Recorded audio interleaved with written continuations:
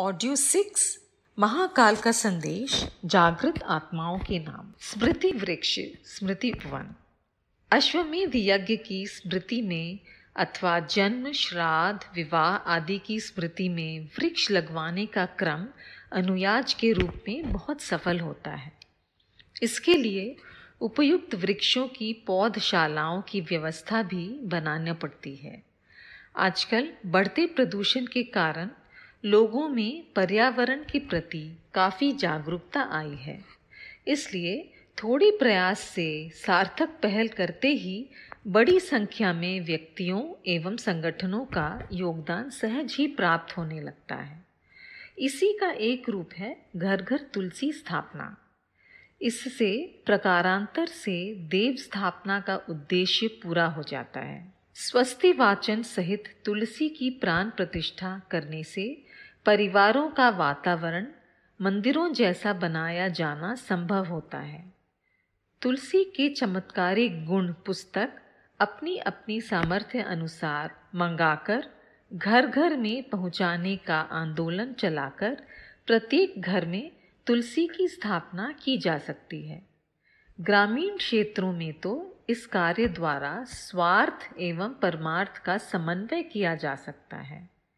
पौधशालाओं, जड़ी बूटी उद्यानों द्वारा श्रमशीलों के लिए अर्थ साधन भी जुटाए जा सकते हैं।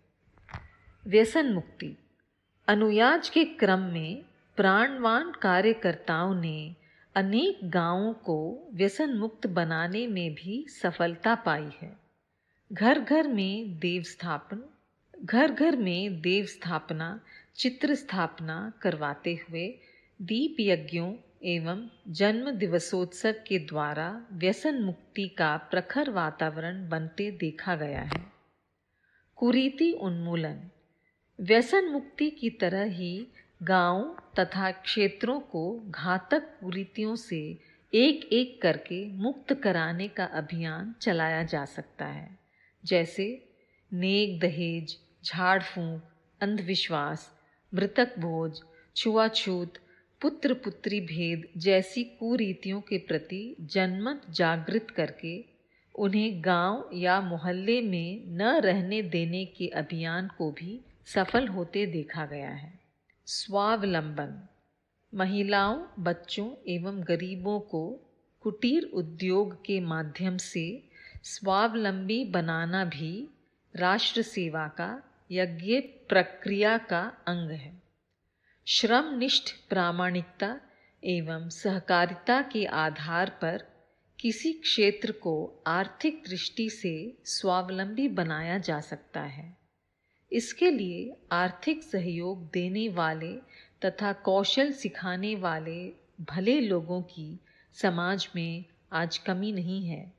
ज़रूरत है कमज़ोर वर्ग के प्रति हमदर्दी रखने वाले प्रामाणिक व्यक्तित्वों का। जहाँ ऐसे व्यक्तित्व खड़े हो जाएं, वहाँ स्वावलंबी इकाइयाँ खड़ी होते देरी नहीं लगती। नारी जागरण। यह आधी जनता को अवगति के गर्त से निकालकर समर्थता के सिंहासन पर बैठाने जैसा क्रांतिकारी कदम है। 21वीं सदी नारी प्रधान होगी, अतएव प्रयत्न यह होना चाहिए कि उसे शिक्षा, स्वास्थ्य, स्वावलंबन और तेजस्विता की दृष्टि से उपयुक्त स्तर तक पहुंचाया जाए। इसके लिए उसे 2 सुविधाएं देनी होंगी।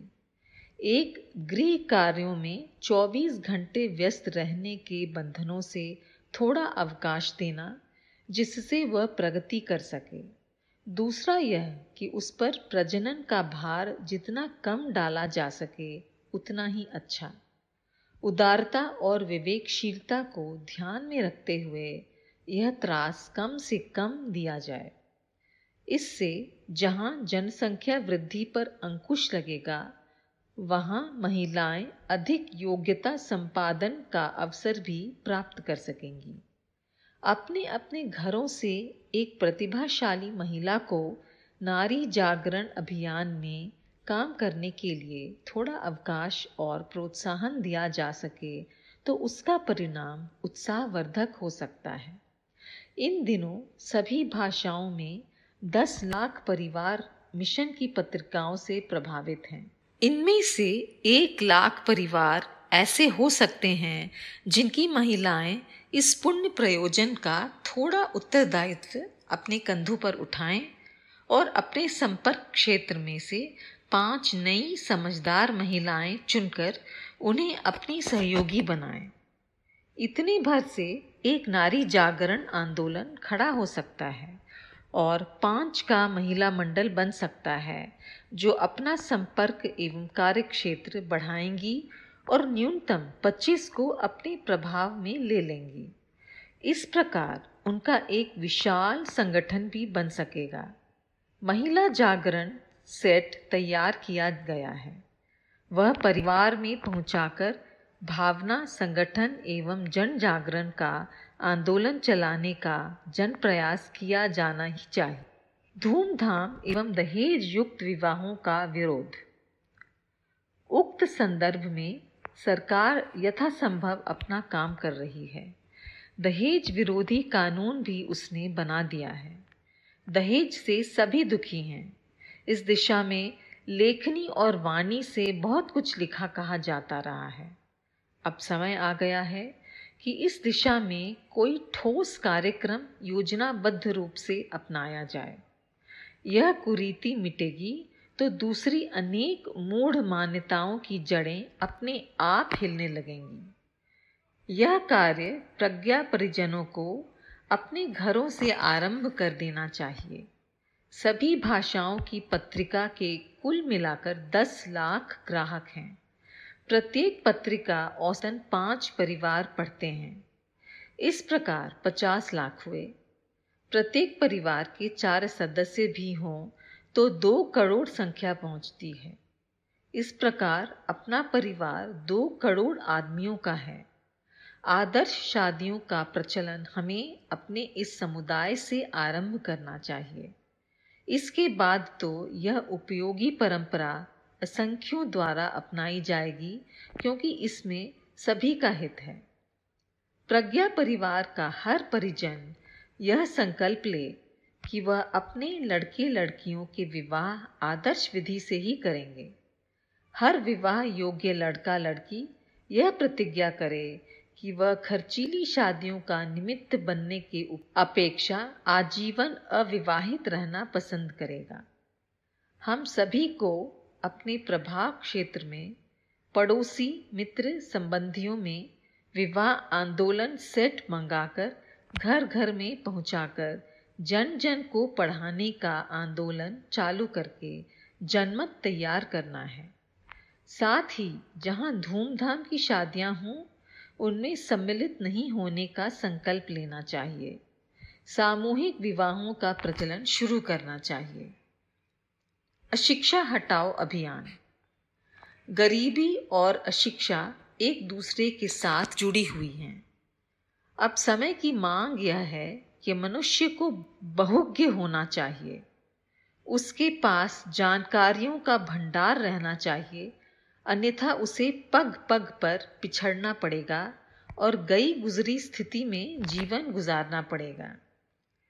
जिनके संपर्क क्षेत्र बढ़ाने और संगठन करने की क्षमता है, मिलनसारिता का स्वभाव है, वे घर घर संपर्क करें। अशिक्षितों को शिक्षा का महत्व समझाएं। उनमें पढ़ने का उत्साह पैदा करें। जो निरुत्साहित करते अड़ंगा लगाते हैं, उन्हें तर्कों प्रभावों के आधार पर सहमत करने का प्रयत्न करें और मोहल्ले की एक प्रौढ़शाला चलाने की योजना को कार्यान्वित करें।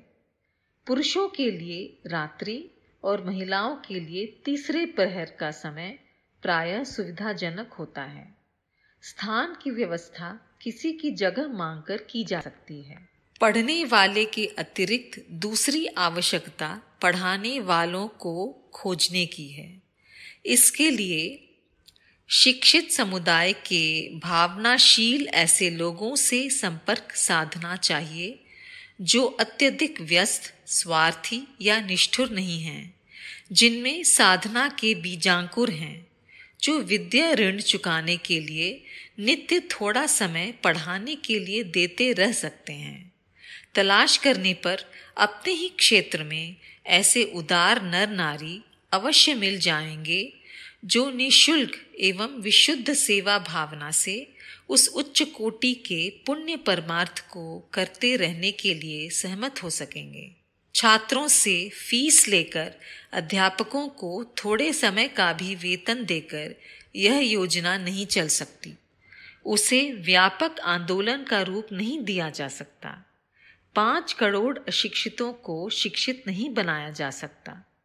यह कार्य तो उसी परमार्थ भावना से पूरा हो सकता है जिस प्रकार देश के असंख्य धर्म कार्य चलते रहते हैं।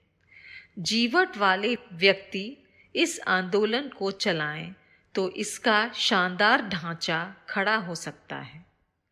राष्ट्र के पिछड़ेपन के 2 ही प्रधान कारण हैं, गरीबी और अशिक्षा। इन दोनों को हटाने के लिए बिना खर्च के विवाहों का प्रचलन और प्रौढ़ शिक्षा का अभिवर्धन यही 2 प्रमुख उपाय हैं। इन्हें पूरा करने के लिए परिजनों में से प्रत्येक को किसी न किसी रूप में अपनी भूमिका निभानी ही चाहिए। शारीरिक, मानसिक, सामाजिक, राजनैतिक, आध्यात्मिक आदि विभिन्न क्षेत्रों में समस्त परिजनों को क्या करना चाहिए, इसके लिए परम पूज्य गुरुदेव ने 100 कार्यक्रमों की एक संक्षिप्त रूपरेखा बनाकर जून 1963 में प्रकाशित की थी। इन्हीं कार्यक्रमों को शतसूत्री योजना का नाम दिया गया है। यह योजना विश्वव्यापी है, सभी वर्गों, सभी जातियों, सभी धर्मों और सभी देशों के लिए है। इसलिए इसका मूल आधार एक रहते हुए भी स्थिति के अनुरूप इसके कार्यक्रमों में थोड़ा हेरफेर किया जा सकता है। उदाहरण के लिए इस योजना में समाज सुधार की दृष्टि से दहेज प्रथा, मृत्यु भोज आदि का वर्णन है। ये हिंदू समाज की समस्याएं हैं, अतः हिंदू ही इनके उन्मूलन का प्रयास करेंगे। ईसाई वर्ग के लोग इन्हें छोड़ दें और अपने समाज में प्रचलित कुरीतियों को दूर करने की कोशिश में लगें। इसी प्रकार गायत्री मंत्र की जो महिमा हिंदी धर्म में है, वही महिमा मुसलमानों में कलमा शरीफ की है। अतः वे उसी मंत्र को भावनापूर्वक जप सकते हैं। इसी प्रकार अन्य बातों में भी देश, काल, पात्रानुसार परिवर्तन एवं संशोधन किया जा सकता है। शतसूत्री योजना के संबंध में समस्त परिजनों का मार्गदर्शन करते हुए पूज्य गुरुदेव लिखते हैं, लंबी चौड़ी, असंभव और झूठी प्रतिज्ञाएं करने की किसी को भी आवश्यकता नहीं है। आज जो संभव है हम उतना ही सोचें और उतना ही करें। भविष्य में जब जैसी परिस्थितियां सामने आवें, अपनी कार्य पद्धति को और भी तेज किया जा सकता है। पूज्य गुरुदेव के इन शब्दों को हमें सदा ध्यान रखना है। युग निर्माण यज्ञ हमारे जीवन का अंतिम एवं अत्यधिक महत्वपूर्ण ज्ञान यज्ञ है। इसमें श्रद्धा और भावना पूर्वक भाग लिए बिना एक भी परिजन बाकी न रहेगा, ऐसा हमें विश्वास है। परम पूज्य गुरुदेव के उक्त कथनों को उद्धृत करने का हमारा आशय इतना ही है कि आज ऐसी परिस्थितियां आ गई हैं जब हमें अपनी कार्य पद्धति को तेज करना ही पड़ेगा। कार्यक्रमों की भीड़ में जहां हमें एक ओर शतसूत्री योजना को नहीं भूलना चाहिए, वहीं नए नए कार्यक्रमों के क्रियान्वयन में भी प्राणपण से जुट जाना चाहिए। वस्तुतः सभी कार्यक्रम एक दूसरे के पूरक हैं और सभी की एक ही दिशा है, युग निर्माण, 21वीं सदी, उज्जवल भविष्य। क्या अभी हाथ में लेना है, क्या भविष्य के लिए छोड़ना है, यह तो कार्यकर्ता की, परिजनों की, श्रद्धा संपन्न भावनाशीलों की शक्ति, सामर्थ्य, रुचि, विवेक आदि पर निर्भर करता है। संकल्प लेकर आगे आएंगे, कार्य में जुट जाएंगे तो 21वीं सदी का भविष्य तो उज्जवल बनेगा ही, स्वतः आपका भविष्य भी उज्जवल बन जाएगा।